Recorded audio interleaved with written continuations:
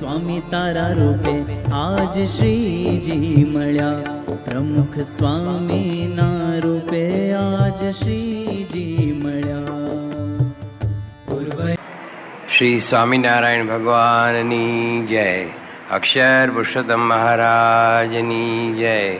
ગુણાતીતાનંદ સ્વામી મહારાજની જય. ભગતજી મહારાજની જય. શાસ્ત્રીજી મહારાજની જય. યોગીજી મહારાજની જય. પ્રમુખ સ્વામી મહારાજની જય. સ્વભાવ કેવી રીતે છૂટે? આમ તો જોવા જઈએ તો આપણે સત્સંગમાં આવ્યા છીએ એટલે આપણને આ પ્રશ્ન થાય છે. જો આપણે સત્સંગમાં ન હોત, બહાર આપણે તમે બજારમાં જઈને પૂછો તો કોઈને પોતાના સ્વભાવની ચિંતા નથી. દરેકને એમ લાગે કે ભાઈ માન તો હોવું જ જોઈએ, ક્રોધ તો હોવો જ જોઈએ, ઈર્ષા તો હોવી જ જોઈએ. દરેકને એવું થાય. તમે દુનિયામાં પૂછો તો કોઈ દિવસ કોઈને આટલો પણ વિચાર નહીં આવતો હોય કે મારામાં આ કામ ક્રોધાદિક સ્વભાવ છે એ મને દુઃખરૂપ છે અને મારા કલ્યાણના માર્ગમાં વિઘ્નરૂપ છે અને એનાથી મારું કલ્યાણ નહીં થાય, એનાથી ભગવાનને, સંતને, ગુરુને હું રાજી નહીં કરી શકું, એ વિચાર ખરેખર આપણને આ સત્સંગનો યોગ થયો છે. સત્સંગ એટલે સત્પુરુષ પ્રમુખ સ્વામી મહારાજ, એમનો યોગ થયો છે ગુણાતીત સંતનો. કારણ કે ગુણાતીત સંત છે એ આદર્શ સંત છે અને દર્પણ તુલ્ય. આ સત્સંગ છે ને દર્પણ તુલ્ય છે. એમાં આપણને આપણા જે દોષ છે એ દેખાય છે અને એ રીતે દોષ ટાળવાની આપણને ઈચ્છા પણ થાય છે. એક બહુ સારી વાત કહેવાય. હમણાં પૂજ્ય વિવેકચંદ સ્વામીએ વાત કરી, આપણે અહીંયા આગળ વિડીયો દર્શન કર્યું, એ બધામાં એ જ વાત આવી. તો આપણે જોઈએ કે શ્રીજી મહારાજે પણ એ જ વાત કરી છે કે સ્વભાવની સાથે શત્રુપણું, આ એક એમણે જબરજસ્ત સૂત્ર આપણને આપ્યું છે. સ્વભાવ ટાળવાની જ્યારે આપણે વાત કરીએ ત્યારે સ્વભાવની સાથે જે શત્રુપણું છે એ અત્યંત આવશ્યક છે. મહારાજે એના ઉપર બહુ જ ભાર મૂક્યો કે જ્યાં સુધી આપણા સ્વભાવ આપણા પોતાના છે, આપણું જ માન, આપણું જ આજે છે તે કામ ક્રોધાદિક આપણા દોષો આપણા પોતાના સ્વભાવ છે એટલે છૂટી શકતા નથી. પણ આપણને સમજાય કે આ મારા સ્વભાવ છે એ દુઃખરૂપ છે, શત્રુરૂપ છે અને વિઘ્નરૂપ છે, તો એને ટાળવાનો પ્રયાસ આપણે કરીએ અને મોટા પુરુષ દ્રષ્ટિ કરે તો શ્રીજી મહારાજે મધ્યના 37માં બહુ અદ્ભુત વાત કરી. મહારાજ કે સ્વભાવ કેમ ટળે? તેમાં કહ્યું કે એવા જે ગુણાતીત સંત છે એમાં પ્રીતિ, સત્પુરુષમાં પ્રીતિ અને એમના વચનમાં વિશ્વાસ, બે વાત કરી. કે આજે પ્રમુખ સ્વામી મહારાજમાં અત્યંત આપણને પ્રીતિ હોય અને એમના વચનમાં વિશ્વાસ, કદાચ કોઈ સંશય નહીં, એ જે કહે છે મારા સારા માટે જ એ કહે છે, એમાં જ મારું ભલું છે, એવી એક વિશ્વાસની દ્રઢતા. તો મહારાજ જો પ્રીતિ હોય તો ગમે તેવા દુઃખવીને કઠણ વચન કહે મોટા પુરુષ તો પણ આપણને હિતકારી લાગે. આ પ્રીતિનું લક્ષણ. બાપા તો ઘણીવાર કંઈ ડાયરેક્ટ આપણને આમ કહેવા આવતા નથી, પરંતુ આ સત્સંગ સમુદાય છે, સંતો, હરિભક્તો, આ બધા બાપાના સ્વરૂપો જ છે.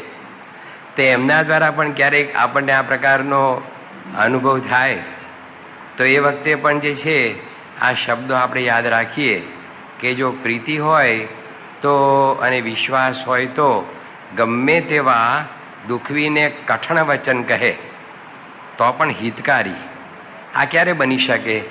કે સત્સંગનો આપણને અત્યંત ખપ હોય, સત્સંગની આપણને અત્યંત ગરજ હોય અને આપણને એવું મનમાં પાકું હોય કે સત્સંગ વગર આપણો ઉદ્ધાર જ નથી. આ સત્સંગ આવો દિવ્ય અલૌકિક આપણને મળ્યો છે, એ જો છૂટી જશે તો આપણે ક્યાંય તે જે છે તે 84માં રખડવાના છીએ. માટે આ અલૌકિક સત્સંગ, આવા સત્પુરુષ એને છોડવા જ નથી. ગમે તે ભોગે કરીને એમને આપણે રાખવા છે.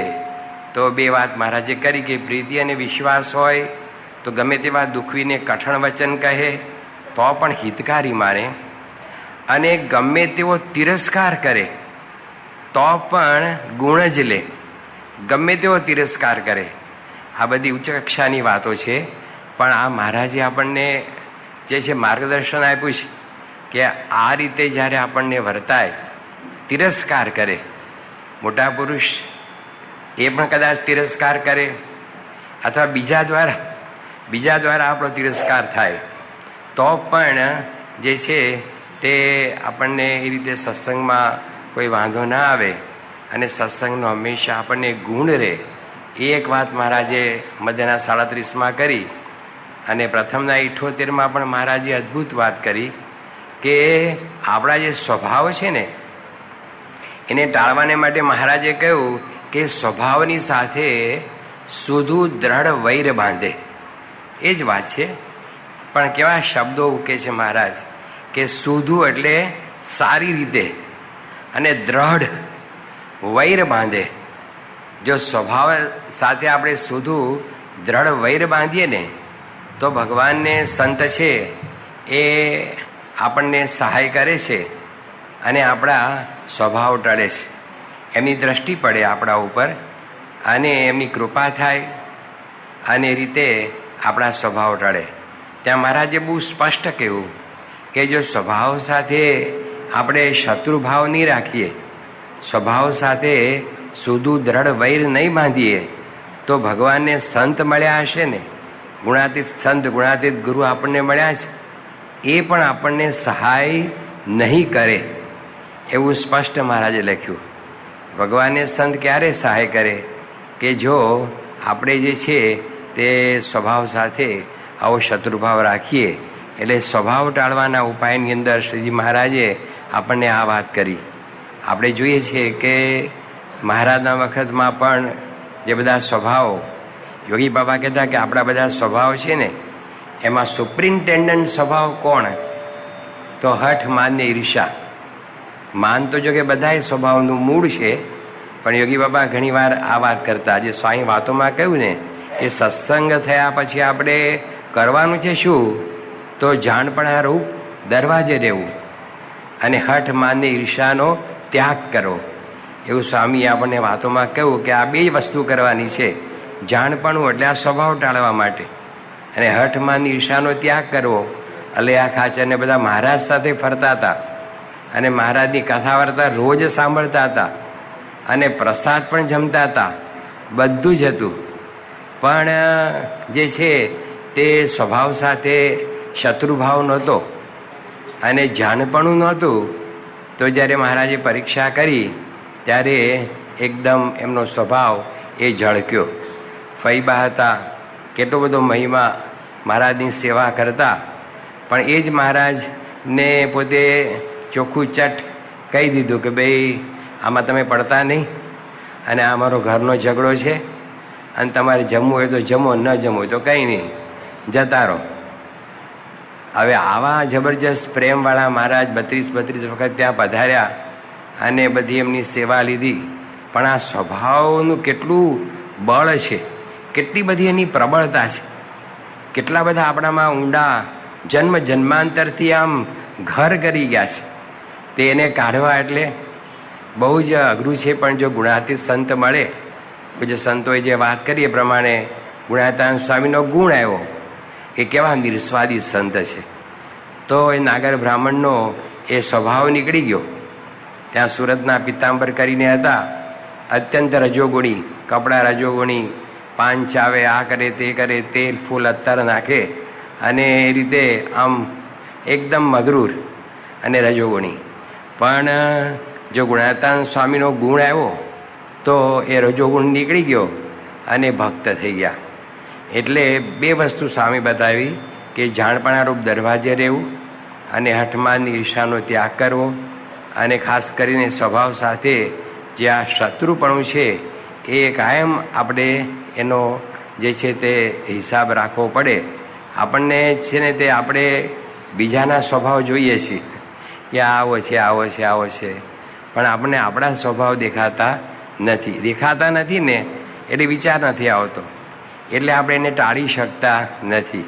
પણ જો આપણને વિચાર આવે કે નહીં, મારામાં તો બીજાનું તો જે થવું એ થાય, બીજાના સ્વભાવ તો એને મુબારક, પણ મારા સ્વભાવ છે એ કલ્યાણના માર્ગમાં વિઘ્નરૂપ છે અને મારે કાઢવા છે, એવો જો આપણે એક વિચાર એ રીતે રાખીએ, એવી રુચિ રાખીએ અને જાણપણું રાખીએ અને બાપાને પ્રાર્થના કરતા રહીએ. અને મહારાજે બીજી પણ એક વાત કરી કે ભગવાન છે એ સર્વ કરતા હરતા છે. આપણે ભગવાનનું કરતા પણ ભૂલી જઈએ છીએ. એમને કરતા હરતા માનીએ. કોઈએ આપણા પર ગુસ્સો કર્યો, કોઈએ આપણું અપમાન કર્યું, કોઈએ કંઈ કર્યું, આ કર્યું તે કર્યું, આપણને કોઈ વસ્તુ મળી ન મળી, તો એની અંદર કરતા હરતા મહારાજ અને સ્વામી છે. ક્ષણે ક્ષણે એની ઈચ્છા વગર એક પાંદડું પણ હલતું નથી. જે કંઈ ઘટના બને છે એમની ઈચ્છાથી બને છે. જો કરતાપણું પણ ભગવાનનું આપણે માનીએ અને અંતર્યામી સર્વજ્ઞ છે, બધું જાણે છે, જુએ છે, તો પણ આપણે એ સ્વભાવને એ જે છે તે ધીરે ધીરે દૂર કરી શકીએ. એટલે મહારાજે આપણને આવા સચોટ ઉપાય બતાવ્યા છે. શ્રી સ્વામિનારાયણ ભગવાનની જય.